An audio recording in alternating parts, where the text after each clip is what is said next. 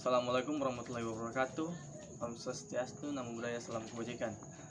Perkenalkan, nama saya Valder Sven Balatangara dengan NIM 1914 2010 003. Saya dari kelas S1 Keperawatan semester 6. Di sini saya mau menjelaskan tentang tahap pengertian triase dan kebudayaan. Pertama kita masuk di pengertian triase. Triase di dalam ketiga berarti melakukan penilaian terhadap penderita, menandai dan memindahkan penderita pada lokasi perawatan yang telah ditentukan sebelumnya. Dalam prosedur ketiga, pelaksanaan tindakan triase dilakukan pada korban dengan jumlah banyak. Kita masuk di pengertian pembidaian. Pembidaian adalah suatu cara pertolongan pertama pada cedera atau trauma sistem muskuloskeletal untuk mengistirahatkan atau imobilisasi tubuh kita yang mengalami cedera dengan menggunakan suatu alat. Sudah.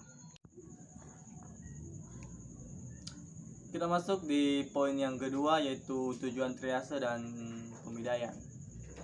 Tujuan triase yang pertama, tujuan triase yaitu triase memiliki tujuan utama meminimalisasi terjadinya cedera dan kegagalan selama proses penyelamatan pasien.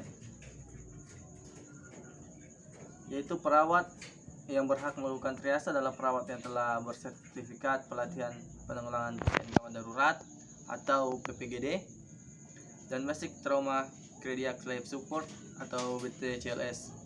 Dengan kata lain, perawat yang melakukan triase diutamakan yang memiliki pengetahuan memadai, yang memiliki pengalaman. Hal ini dikarenakan selama di lapangan perawat akan dihadapkan oleh banyak kasus yang menuntut kecakapan menggali informasi secara tepat dan akurat. Serta tujuan pembidaian di sini adalah pertama, mengurangi atau menghilangkan nyeri dengan cara mencegah pergerakan fragmen tulang di sendi yang diisolasi di lokasi dan jaringan lunak yang rusak. Serta tujuan yang kedua, mencegah kerusakan lebih lanjut jaringan lunak atau otot medula spinalis syaraf perifer pembuluh darah akibat pergerakan ujung fragmen tulang. Dan tujuan yang ketiga yaitu mencegah laserasi kulit oleh ujung fragmen tulang, yaitu fraktur tertutup jadi terbuka. Tujuan yang keempat yaitu mencegah gangguan aliran darah akibat penekanan ujung fragmen tulang pada pembuluh darah.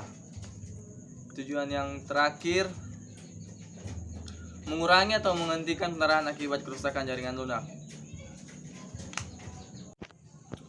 Kita masuk di yang keempat, yaitu memahami tentang alat-alat yang digunakan pada proses triase. Alat yang pertama ada stretcher, yang merupakan stretcher atau tandu yang berguna untuk memindahkan pasien dari mobil, ambulans sampai ke ruang IGD atau instalasi gawat darurat. Alat yang kedua yaitu basal oximetry. Alat ini dapat mendeteksi kadar oksigen dalam darah tanpa harus dimasukkan ke dalam tubuh pasien. Ada juga alat yang ketiga yaitu sphygmomanometer, yaitu pengukur tekanan darah konvensional, merupakan alat yang sangat canggih dan sudah beradaptasi dengan zaman modern. Ada juga kursi roda untuk membantu pasien. Ada termometer, stetoskop, dan timbangan badan. Kita masuk di poin yang terakhir, yaitu prosedur atau tahapan triase. Di sini prosedur triase dimulai ketika pasien tiba di instalasi gawat darurat atau IGD. Dokter akan secara langsung melakukan pemeriksaan cepat dan singkat untuk menentukan kondisi pasien seperti apa. Pemeriksaan singkat dan cepat ini meliputi pemeriksaan kondisi umum, pemeriksaan TTV, pemeriksaan pernapasan dan kebutuhan medis lain, serta masih banyak lagi.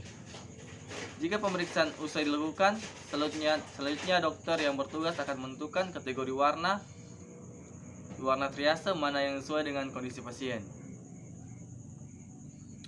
Apakah pasien termasuk dalam kategori 1, kategori 2, kategori 3, atau bahkan kategori 4 yang notabene sudah tak dapat ditolong lagi.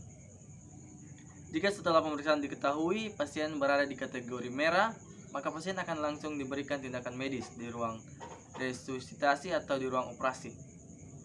Jika memang diperlukan rujukan ke rumah sakit lain, informasinya juga akan segera diberikan kepada pihak medis lain dan pihak keluarga pasien. Jika pasien berada di kategori kuning, maka pasien dapat dipindahkan ke ruang observasi. Pasien dalam kategori ini nantinya akan ditangani setelah pasien kategori merah selesai. Sementara pasien dengan kategori hijau, artinya pasien tersebut dapat ditangani secara rawat jalan.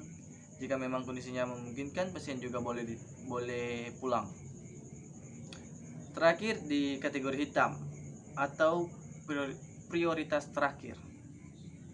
Pasien dengan kategori ini bisa secara langsung dipindahkan ke ruang jenazah. Dokter atau tenaga medis akan menilai status triasenya secara berkala karena masing-masing pasien memiliki kondisi yang sewaktu-waktu dapat berubah. Jika kondisi pasien mengalami perubahan, dokter akan melakukan prosedur triase ulang atau retriase. Contohnya, jika pasien berada dalam kategori kuning, maka ia bisa berpindah ke kategori merah. Jika kondisinya semakin bertambah parah, sementara pasien dalam kategori merah, jika kondisinya membaik, maka bisa berpindah ke kategori kuning setelah retriase dilakukan. Sekian dari saya Fadil Alfian Pelatangara dengan NIM 1914 2010 003.